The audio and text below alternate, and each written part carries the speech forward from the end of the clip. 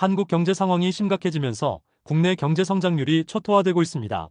작년 4분기 국내 총생산 GDP 성장률이 0.1%로 추락했으며 작년 2분기부터 3분기 연속 성장률이 사실상 0% 수준에 머물고 있습니다.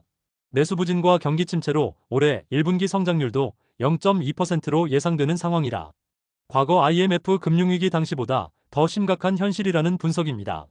더 큰 문제는 앞으로 상황이 악화될 것이란 전망입니다. 최근 시티그룹이 올해 국내 GDP 성장률 전망치를 1.2%로 하향 조정했습니다. 한국은행이 올해 성장률 전망치를 1.5%로 대폭 낮춘 상황에서 한국은행의 보수적인 예상치조차 달성하지 못할 것이란 전망입니다.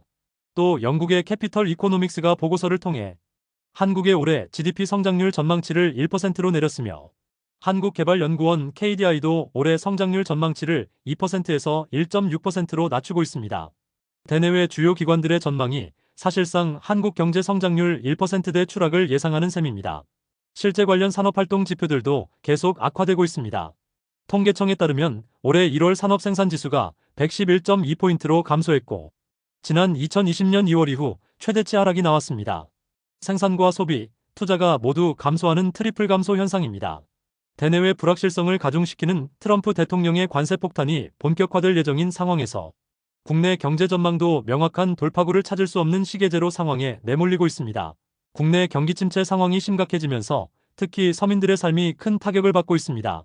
생활의 필수 요소인 먹거리 물가, 인플레이션이 심화되면서 소득 하위 계층 20%의 식비가 최근 5년간 40%나 급등하고 있습니다. 소득 2분위에서 5분위 가구의 식비 부담이 평균 25% 상승한 것과 비교하면 서민 가구일수록 식료품비 부담이 더 커진 것으로 나타나고 있습니다. 통계청이 발표한 가계 동향 조사 등에 따르면 작년 1분위 가구가 식비로 쓴 금액이 월 평균 43만 4천 원으로 집계됐습니다. 물가 상승세가 가팔라지면서 1분위 가구 식비도 매년 크게 오르고 있습니다. 지난 2019년 31만 300원에서 2023년 40만 6천 원으로 상승했으며 최근 5년간 식비가 38%를 초과하는 12만 1천 원 올랐습니다. 상대적으로 소득 수준이 낮을수록 식비 부담이 더 커지고 있습니다.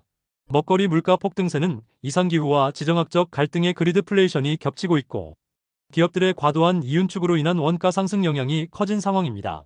소득 항목별로는 처분 가능 소득이 월 103만 원 수준인 1분위 가구에서 식비로 사용한 비중이 45%에 해당하는 46만 6천 원으로 집계됐고 월 246만 원인 2분위는 소득 대비 식비 비중이 25% 수준인 62만 원을 기록했습니다. 전국적으로 준공까지도 팔지 못한 미분양이 11년 3개월 만에 최대치를 경신했습니다. 매수세가 사라지면서 시장엔 팔지 못한 빈집이 급증하고 있으며 건설사 등의 자금난이 심화되면서 리스크가 더 커질 전망입니다. 국토교통부가 발표한 1월 주택 통계 등에 따르면 전국 미분양 주택이 7만 2,624세대로 증가했습니다.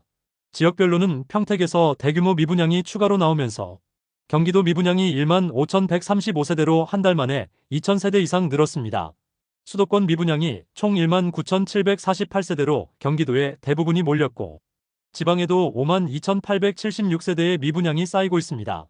미분양은 경기도에 이어서 대구와 경북, 경남 순으로 많이 남았습니다. 더 심각한 건 악성으로 분류되는 준공 후 미분양입니다. 악성 미분양이 2만 2,872세대로 지난 2013년 10월 이후 11년 3개월 만에 최대치입니다. 준공 후 미분양은 2023년 8월 이후 18개월 연속 증가하고 있습니다. 지역별론 미분양의 무덤으로 불리는 대구의 3,075세대로 가장 많았습니다. 관련 업계에서는 정부가 최근 발표한 미분양 대책이 미흡하다는 지적입니다.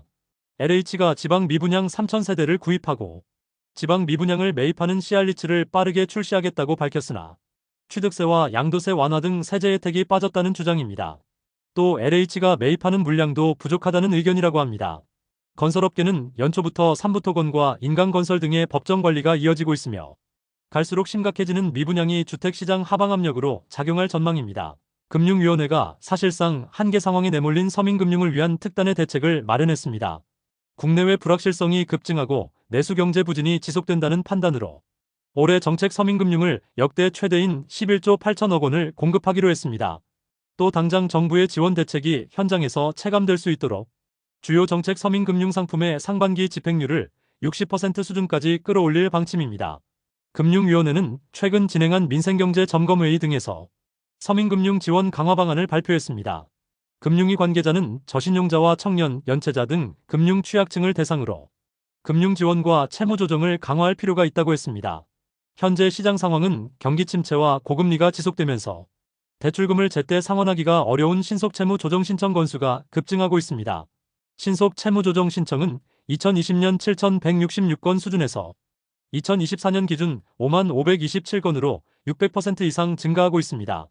신속 채무 조정은 채무자들이 정상적인 상환이 어려워진 경우 일정 기간 상환을 유예하거나 상환 기간을 연장하는 방식으로 진행합니다. 금융위는 정책 서민금융 공급액을 기존 10조 8천억에서 11조 8천억으로 1조 원 확대하고 근로자 햇살론과 최저신용자 특례 보증 등 공급을 서두를 방침입니다. 또 불법 사금융 예방대출 공급액을 올해 2천억으로 확대하고 최초 대출 한도도 기존 50만 원에서 100만 원으로 상향 조정합니다. 저소득 저신용 자영업자를 위한 사업자 햇살론도 최대 3천억으로 증액합니다.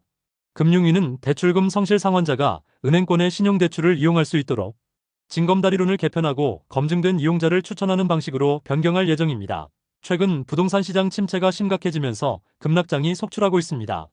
특히 대구 지역 아파트값이 66주 연속 하락하는 등 상황이 심각해지고 있습니다. 한국부동산원이 발표한 주간 아파트 가격 동향 등에 따르면 2월 4주차 대구 아파트 매매 가격이 한 주 만에 0.1% 이상 내렸으며 전국에서 가장 큰 하락폭을 기록했습니다. 북구와 남구, 서구 등 대부분 지역 집값이 내리고 있으며 관련 통계상으로 66주 연속 마이너스 변동률이 나타난 상황입니다.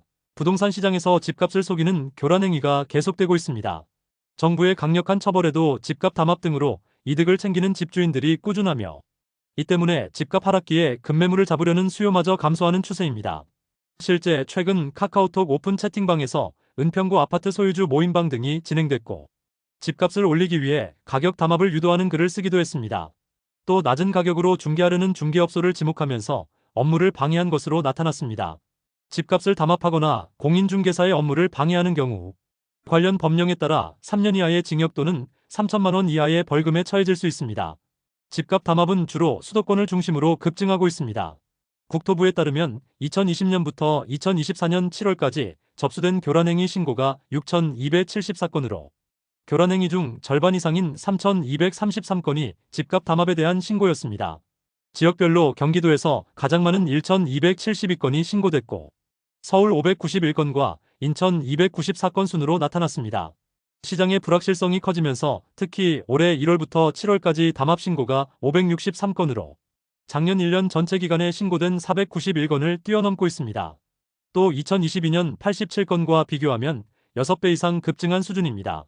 다만 2020년 이후 집값 담합으로 신고된 사례 중 6.5%에 해당하는 213건만 경찰 수사로 이어졌고 처벌 건수가 적다 보니 담합 행위가 근절되지 않고 있는 게 현실입니다. 서울시는 집값 담합 관련 고강도 수사를 지속할 방침이라며 불법 행위를 발견하거나 피해를 본 시민들은 앱이나 서울시 누리집 등에서 신고할 수 있다고 했습니다. 지금까지 잼스톤TV였습니다. 오늘 영상 도움되셨으면 구독과 좋아요 부탁드립니다. 시청해주셔서 감사합니다.